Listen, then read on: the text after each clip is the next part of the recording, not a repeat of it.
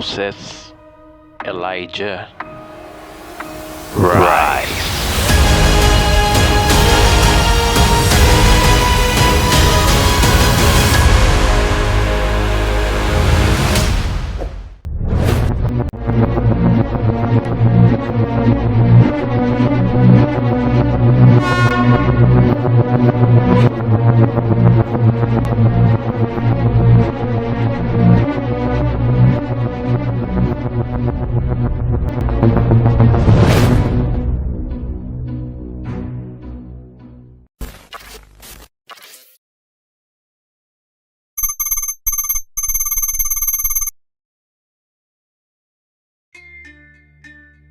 Sa pagpapatuloy po ng ating pag-aaral, simulan natin sa tanong na gaano ba kaposible na maitayo ang Third Temple sa panahon natin ngayon?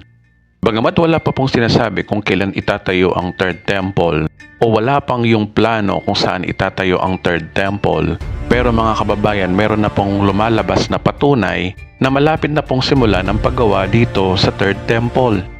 Isang patunay na malapit na tayo sa 7 years of tribulation. Una, isa dito yung pagdating ng red heifer sa bansang Israel. Babasahin natin ang Numbers chapter 19 verse 2. Sabihin niyo sa mga Israelita na pumili ng isang mapula-pulang dumalagang baka na walang kapintasan at hindi pa napagtatrabaho kahit kailan. Ito ay dadalhin nila sa inyo. Kung babasahin natin sa English, this is the requirement of the law that the Lord has commanded.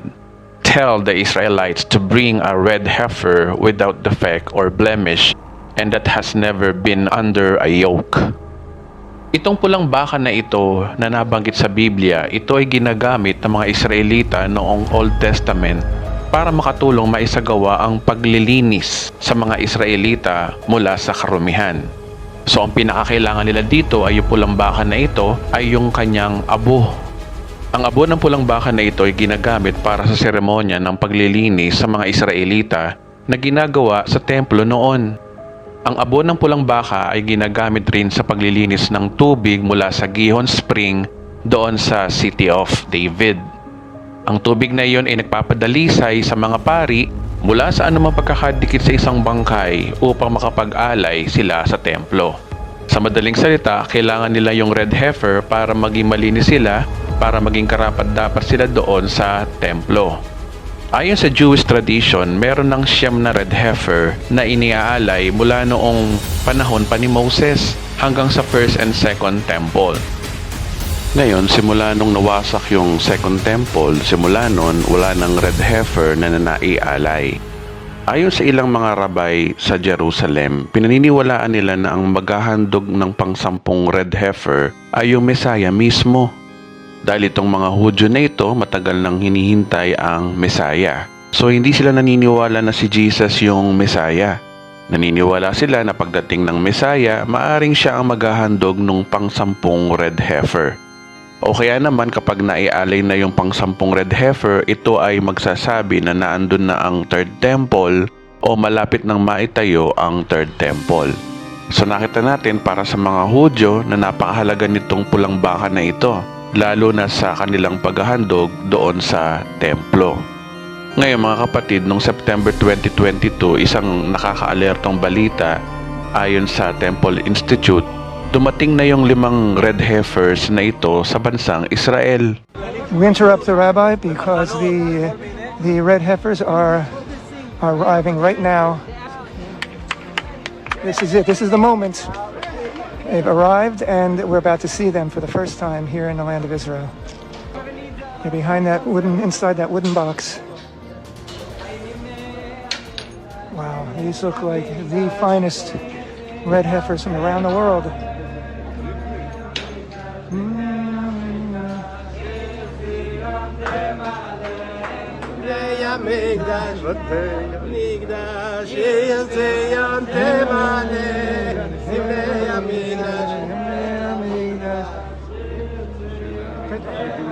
For those not familiar with the song, it's all about the Holy Temple. Remember, ang huling red heifer na naialay 2,000 years ago pa. Ibig sabihin, nung panahon pa ni Jesus Christ hanggang sa panahon natin ngayon, wala pang pulang baka na naialay. So ibig sabihin mga kababayan, sa panahon pa lang natin ngayon, dun pa lamang magkakaroon ng red heifer doon sa Israel. Nakita natin ngayon na nasa bansang Israel na itong 50 baka na ito. Itong 5 red heifers na ito na galing sa Amerika, galing sa Texas. So pinag-aralan po ito, talagang inalagaan po ito. Ayon sa mga rabbi o doon sa mga teachers sa Israel, ang 5 baka na ito ay pumasa sa requirement o doon sa inspection. Ibig sabihin, itong 5 baka na ito ay qualified sila, pwede silang gamitin para sa pag-aalay. Tulad ng pag-aalay noong nasa Old Testament pa lang. Nakita nila na ang pulang bakang ito ay walang kapintasan, so hindi sila nakakapagtrabaho kahit kailan. So ano ang ibig sabihin ko dito? Nagpapatunay na naghahanda na ang mga Hudyo sa pagbabalik ng pag-aalay ng mga hayop para sa kanilang kapatawaran ng kasalanan at paglilinis. Meaning, senyalis na ito na malapit nang maitayo ang Third Temple. Lumalabas na yung mga plano nga pagtatayo ng Third Temple ay unti-unti na yang gagawin. Ibig sabihin sa 5 pulang baka na yan, ito ang pagsisimula ng pagtayo ng Third Temple. Wala na pong duda doon. Siguradong nang malapit nang maitayo ang Third Temple. Isa pang palatandaan na malapit na maitayo ang Third Temple sa generation natin ngayon ay yung tinatawag na Train to Temple. Ngayon, isa sa pinaka-update ngayon doon sa Jerusalem patungkol sa Third Temple na itatayo ay yung linya ng tren mula doon sa Ben Gurion Airport ng Israel hanggang doon sa Temple Mount. Nais kasi ng government ng Israel na diretso nang makarating doon sa Temple Mount yung iba't ibang tao galing sa iba't ibang lugar sa buong mundo. Ayon sa Israel 365 News, Ben Gurion gearing up to bring all 70 nations straight from the airport to Third Temple. So ang balitang ito ay naibalita sa Israel last year way back September 2022. Ibig sabihin mga kapatid, hindi yan teorya, ito ay katotohanan na. Malinaw na nakita natin ayon sa balita doon sa Israel, meron talagang linyang itatayo mula doon sa airport nila hanggang doon daw sa Third Temple. Wala pa naman Third Temple, bakit may caption sila ng Third Temple? Meaning, talagang nasa puso na ng citizens of Israel at government ng Israel na magtayo ng Third Temple at mukhang hindi na po ito magtatagal. So yung tinutukoy po nila dito ay yung sa Temple Mount. Kung yung sinasabi nila na yung Third Temple ay sa Temple Mount, meaning sa Temple Mount itatayo ang Third Temple. Remember, gaya ng napag-aralan natin sa Part 8a na naka-prophecy na yung pagtayo ng Third Temple sa tabi ng Dome of the Rock or yung sinasabi ng Bible na Courts of the Gentiles. Ito ay nakasulat sa Revelation chapter 11 verse 2. Mukhang magkakatotoo nga ang propesiya.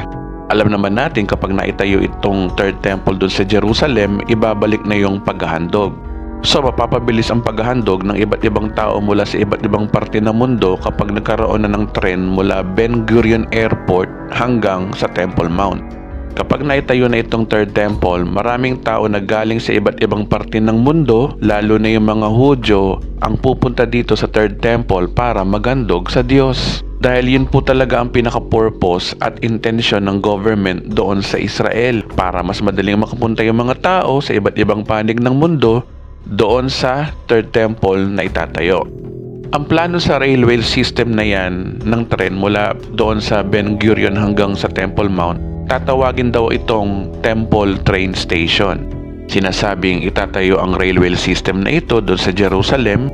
Magiging malaki ang role nito para doon sa Third Temple na itatayo. Ang isa sa pinaka-interesting doon sa itatayong railway system doon sa Jerusalem ay yung pinamigay na brochure sa municipality ng Jerusalem. Nakikita natin dyan yung nakalagay na plano sa pag-update ng railway system nila doon sa Jerusalem. Kapansin-pansin dito yung brochure na pinamigay nila sa mga tao doon. Nakikita natin na yung mga tao sa tren na yan, meron silang dalang hayop at mga prutas. So yung mga hayop at prutas na yun daw ang dadalhin patungo sa Third Temple para doon sa paghahandog na gagawin nila. Nagpapakita sa advertisement na ito na determinado ang gobyerno ng Israel na maitayo na talaga ang Third Temple. Isa pang update sa Jerusalem, no? Last year din, nagkaroon ng pagkakataon ngayon doon sa Jerusalem na magsama-sama ang mga Hudyo para bumisita sa Temple Mount. Ayon nga sa statistics, umabot na halos 50,000 na mga Hudyo ang nagpunta doon sa Temple Mount sa loob ng isang taon. So kakaiba daw ito na naganap sa panahon natin ngayon, na dumagsa talaga yung mga napakaraming Hudyo doon sa Temple Mount, na siyang galing din sa iba't ibang parte ng ating mundo. Ngayon, ang pinaka-goal nila, ina-expect nila sa mga susunod na taon, almost 100,000 na mga Hudyo ang magpupuntahan doon sa Jerusalem. So naniniwala sila sa mga susunod na taon, maraming mga Hudyo sa iba't ibang parte ng mundo ang magbabalikan doon sa Jerusalem. Ngayon mga kapatid, ayon sa propesiya, totoo yan, na yung mga Hudyo sa iba't ibang parte ng mundo na nagkakalat, magbabalikan sila doon sa Jerusalem. At yan ay ibabalik ng Diyos doon sa Jerusalem. Kung babasahin natin ang propesiya sa Biblia, Ezekiel chapter 36 verse 24, titipunin ko kayo sa iba't ibang bansa upang ibalik sa inyong bayan. At sinabi rin sa Isaiah chapter 56 verse 7, dadalhin ko kayo sa banal na bundok, ipadarama ko sa inyo ang kagalakan sa aking templo. Malulugod ako sa inyong mga handog at ang aking tahanan ay tatawaging bahay dalanginan ng lahat ng bansa. Mga kapatid, ang tinutukoy dito na banal na bundok ay yung Temple Mount. Ito yung lugar kung saan itatayo yung ikatlong templo. Ngayon mga kapatid, maraming mga Hudyo at maraming iba't ibang tao ang pupunta doon sa templo para maghandog at para sumamba sa paraan ng mga Hudyo. Kaya malapit na pong mangyari yan, unti-unti natin makikita na talagang namang maraming Hudyo ang magbabalikan sa bansang Israel. At ngayon, sa panahon natin ngayon, sabi daw, record-breaking. At talagang nangyayari na yung propesiya na magbabalikan nga ang mga Hudyo dito sa bansang Israel. Kung babasahin pa natin ang isa pang propesiya, Isaiah chapter 43 verse 6 to 7, sasabihin ko sa mga bansa sa hilagan na kayo'y palayain. Sasabihin ko rin sa mga bansa sa timog na kayo'y huwag pigilan. Hayaan ninyo magbalik ang aking bayan mula sa malayong dako, mula sa lahat ng panig ng daigdig. Sila ang aking bayan na aking nilalang upang ako'y bigyan ng karangalan. Kaya yung verse na yan ay unti-unti nang nangyayari sa generation natin ngayon. Ngayon, isa pang current event na nagpapatunay na sobrang lapit ng itayo ang Third Temple ay yung mga seremonya sa Third Temple ay nagsisimula na. Isa na po diyan yung pagpapractice o pagre-rehearse ng mga Levita doon sa Jerusalem para sa darating na Third Temple. Higit kumulang na 600 na mga lalaking Hudyo mula sa tribo ng mga Levita ang nagpapractice doon sa Temple Mount sa Jerusalem, upang magawa nila ang kanilang parte o role na pagbibigay ng musika para sa pagdating ng pangatlong templo. Alam naman natin sa Old Testament pa lang, ito na talaga yung role ng mga Levita. Gumagawa sila ng musika para sa templo. Kung babasahin natin ang Nehemiah chapter 12 verse 24, ang mga pinuno ng mga Levita ay hinati sa mga pangkat na pinamunuan ni na Hashabias, Serebias, Jeshua, Binuwi at Kadmiel. 2 pangkat ang mga sagutang umaawit ng papuri at pasasalamat sa Diyos ayon sa pinag-uutos ni David na lingkod ng Diyos. So noon, ginagawa pa lang ng mga Levita na talagang umaawit sila para sa Diyos, nagpupuri sila para sa Diyos at nagkikreate sila ng music. Ngayon mga kapatid, sa panahon natin ngayon, binabalik yan ng mga Hudyo. Kasi nga naniniwala sila na lalapit na yung pagtayo ng Third Temple. Ayon sa pinuno ng rehearsal na ito, sinabi niyang gusto niyang ibalik ang mga ginagawa ng mga Levita noong unang panahon na pag-aawit at paggawa ng musika para sa templo. Lalo na't gagawin na yung Third Temple sa panahon natin ngayon. At sila bilang Levita ang in charge para sa musika doon sa templo. Sa totoo lang kaibigan, ang ideyang ito na ibalik ang pag-awit ng mga Levita at pagtugtog nila, nagsimula na ito noong 2010 pa. Ito ay ginagawa noon sa isang paaralan ng mga Hudyo para mas lalong ma-develop ang kaalaman nila sa musika. Sa Biblia, ang mga Levita ay nagsasagawa na ng tungkulin sa templo, kabilang na ang pagbabantay dito at pati na rin yung paglilingkod nila sa pamamagitan ng musika. Kumbaga sa panahon natin ngayon, sila yung matatawag natin na worship team o music team para sa isang congregation ng church. Ngayon, sinasabi nila na kapag naitayo na itong Third Temple, sila yung mangunguna doon sa pag-aawit at pagbuo ng musika. So nais nilang ibalik yung tradisyon ng mga Hudyo na matagal na nilang hindi ginagawa. Sabi nga nila sa loob daw ng 2,000 taon, hindi kumanta o humawak ng mga instrumento ang mga Levita. Pero sa taong ito, sa muling pagkakataon, ibabalik nila yung paglilingkod na ginagawa nila noon. Lalo na kapag natayo na tong Third Temple. Yung pagpapractice na ito ay sinuportahan ng Jerusalem Municipality.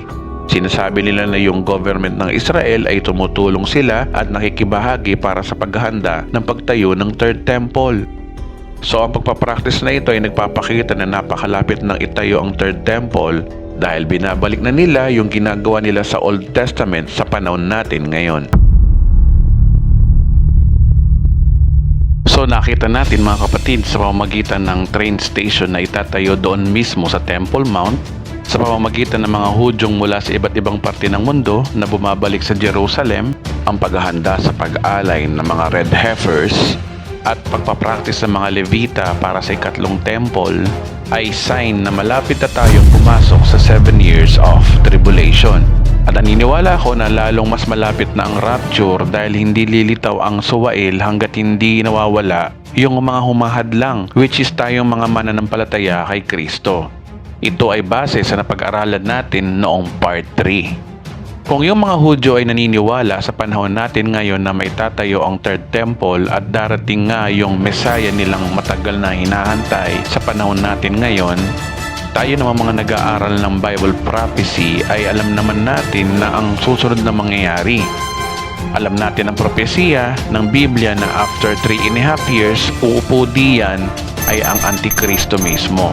Magpapakilalang siya ay Diyos, hindi lang sa mga Hudyo, kundi sa buong mundo.